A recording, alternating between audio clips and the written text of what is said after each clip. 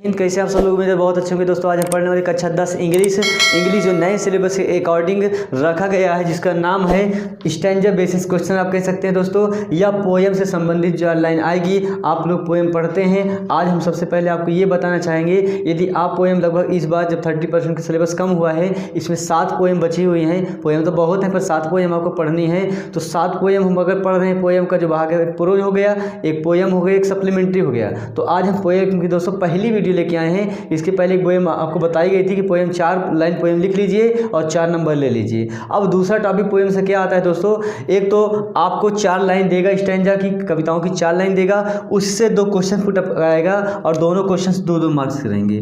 दोनों questions 2-2 mark के रहेंगे। टोटली के नंबर मिलने हैं आपको 4। ठीक है, 4 नंबर मिलने हैं। किस तरह से मिलने हैं, ये बहुत ही खूबसूरत, बहुत ही बेस्ट आपके लिए स्टैंजा लेके आज आपके सामने हाजिर हो गए हैं। अंत तक पढ़िएगा, बहुत ही बेहतरीन और एकदम ऐसा को तरीका बता देंगे दोस्तों कि ये जो आपके 4 नंबर हैं, ये आप कहीं जा ही नहीं सकता। और कविता से यदि आपको उससे कोई पोएम में पूछे कि जो आप पोएम पढ़ते हैं वो क्यों पढ़ते हैं, किस लिए पढ़ते हैं, तो दोस्तों आपको बताना चाहते हैं, आप उनको जवाब दीजिए कि एक तो हम पढ़ते हैं कि कोई 4 लाइन की कविता दिया जाएगा, आपके ही लेसन से, बाहर से नहीं दिया जाएगा, आप ही के लेसन से, क्लास 10 की बुक से जो आपकी सिलेबस में है 4 लाइन दी जाएगी। उसके बाद 2 उसमें से क्वेश्चंस दिए जाएंगे, दोनों क्वेश्चंस 2-2 नंबर के। एक बात ये क्लियर। दूसरा क्वेश्चन क्या रहेगा, सेंट्रल आइडिया आप लिखिए या तो 4 लाइन की पोएम लिखिए। हम आपको ये सजेशन देंगे कि सेंट्रल आइडिया मत लिखिए। सेंट्रल आइडिया लिखने में बहुत ज़्यादा प्रॉब्लम्स होती हैं, याद बहुत करना पड़ेगा। इससे बेहतर है आप 4 लाइन याद कर लीजिए।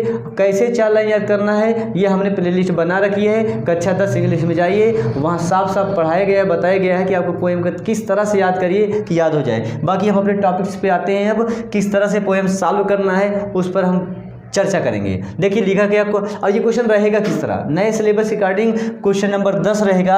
और क्वेश्चन किस तरह से लिखा रहेगा, read the following piece of poetry and answer the question given below it. कहने का मतलब ये कविताओं की कुछ लाइनें दी हुई हैं, इनसे संबंधित कुछ प्रश्न दिए गए हैं, इनके उत्तर आपको देना है। इसका ये मतलब हो गया 4 लाइनें हम पढ़ रहे हैं।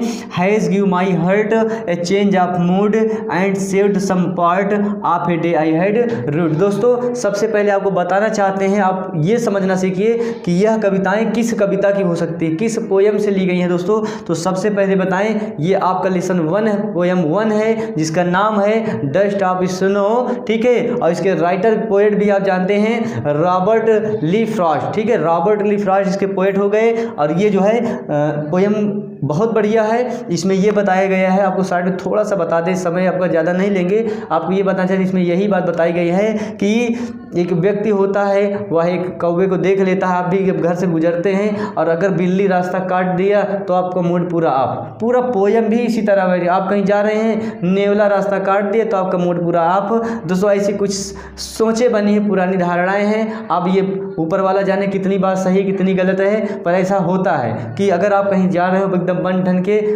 और बिल्ली रास्ता काट जाए तो आपका पूरा खोपड़ी एकदम खराब है कि नहीं, ये ऐसा होता है। तो इस पोएम में भी यही चीज़ें बताई गई हैं कि मैंने एक काले कौवे को देखा, कैसे देखा, कहाँ देखा, फिर मेरा पूरा दिन खराब चला गया, ऐसा पोएट कह रहा है। तो चलिए खैर वो तो बात की बात है, क्वेश्चन पे आते हैं। 2 questions. What type of mood the poet was in, मतलब कवि का इन लाइनों में क्या मूड हो गया, आपको ये बताना है। दूसरा question, what was the result, परिणाम क्या मिला। ठीक, उसका जो रिजल्ट हुआ, कंक्लूजन हुआ, निष्कर्ष क्या निकला। तो सबसे पहले दोस्तों हम आपको तरीका बताएंगे, यहाँ से लेके यहाँ तक तो क्वेश्चन पेपर में रहेगा। आंसर आपको कैसे देना है, आप लिखेंगे आंसर नंबर 1, आंसर नंबर 1 ऐसे, और फिर आप यहाँ लिखिए आंसर नंबर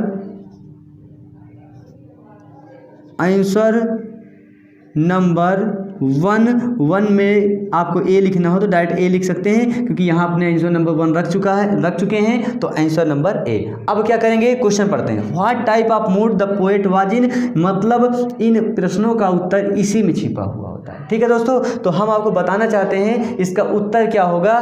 दोस्तों द पोएट वाज, आप आंसर लिखेंगे the poet was.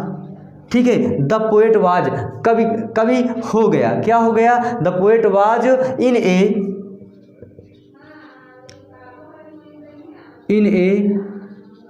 Depressed mood. ये ठीक है, the poet was in A depressed mood. मतलब जो कवि था, देखिए यहाँ पर has give my heart a change of mood, मेरा मन, मेरा हृदय पूरा बदल गया। आप यहाँ से यहाँ तक भी लिख सकते हैं दोस्तों। ये तब लिखिए जब आपको आंसर का तरीका ना पता हो, और यदि आप आंसर का तरीका जान जाते हैं किसी माध्यम से, आप हमारे माध्यम से, अपने गुरुजनों के माध्यम से, अपने ट्यूटर के माध्यम से, यदि यहाँ से अगर आपको याद हो जा रहा है तो ठीक है, आप ऐसे आंसर लिखिए the poet was in A depressed mood. यदि आपको ऐसा नहीं भी याद हो रहा तो आप क्वेश्चन पढ़िए, उस क्वेश्चन का आंसर कहीं ना कहीं कुछ छिपा होगा। तो आप यहाँ से लिख सकते थे has give my heart a change of mood, full stop लगा दीजिए, 2 नंबर मिल जाएंगे। अब अगला क्वेश्चन पढ़ते हैं, what was the result. Result क्या था दोस्तों, रिजल्ट क्या था आप जानते हैं रिजल्ट क्या था। द रिजल्ट वाज, बहुत आप पहले लिखेंगे answer number B, answer B क्या, द रिजल्ट वाज क्या था, that his whole day, the result ये टी है, the result was that his whole, फिर क्या हो गया, underwent a change, underwent, went VENT, underwent a change, full stop. ठीक है, ये टी है, अंडरवेंट अ चेंज, मतलब उसका जो परिणाम था वो एकदम पूरा बदल ही गया दोस्तों। ये ऐसे आप लिख सकते हैं। यदि आपको ना आता तो आप यहाँ से लिख सकते थे what was the result, saved some part of a day I had rued. आप इतना भी लिख सकते थे, पर हम आपको तरीका बता रहे हैं। कोशिश करिए, आप बेहतर से बेहतर पढ़ाई करिए और आप इंप्रेशन जमाइए टीचर के ऊपर, ताकि आपके वो टीचर फुल में फुल मार्क्स दे सके। ऐसे हम आपको सजेशन देंगे दोस्तों। आप इतना ऐसा मत लिखिए कि आपको एग्जामिनर समझ जाए कि नहीं कमज़ोर स्टूडेंट्स हैं, तो ऐसा मत अपनी छाप बनाइए। आप अपनी छाप जबरदस्त तरीके बनाइए, अच्छा बनाइए, क्योंकि हम आपको अच्छा बताने के लिए, पढ़ाने के लिए तो आप यूट्यूब चैनल पे उतरे हैं दोस्तों, और आपसे पूरी उम्मीद रखते हैं। आज ये जो बहुत ही इंपॉर्टेंट है लेसन 1, जिसका नाम है dust of snow, Robert Lee Frost इसके पोएट हैं, ये आप जानते हैं, बहुत ही इंपॉर्टेंट। यदि इस पोएम से अगर कोई क्वेश्चन आ सकता है तो ये लाइनें आ सकती हैं दोस्तों। आपको पोएम से कुल मिलाकर 8 नंबर मिलने हैं। एक तो 2 क्वेश्चन लेने हैं, 2 4 नंबर के, और 1 4 लाइन की कविता याद करनी है। कविता तो अभी याद कर लीजिए, 1.5 महीना आपका एग्जाम है दोस्तों अभी बाकी, बहुत कुछ मचा सकते हैं दोस्तों। आप समझ लीजिए एग्जाम में लठ गाड़ सकते हैं, इससे ज़्यादा क्या कह सकते हैं। और अब आपसे मिलते हैं अपने नेक्स्ट वीडियो में, तब तक के लिए जय हिंद।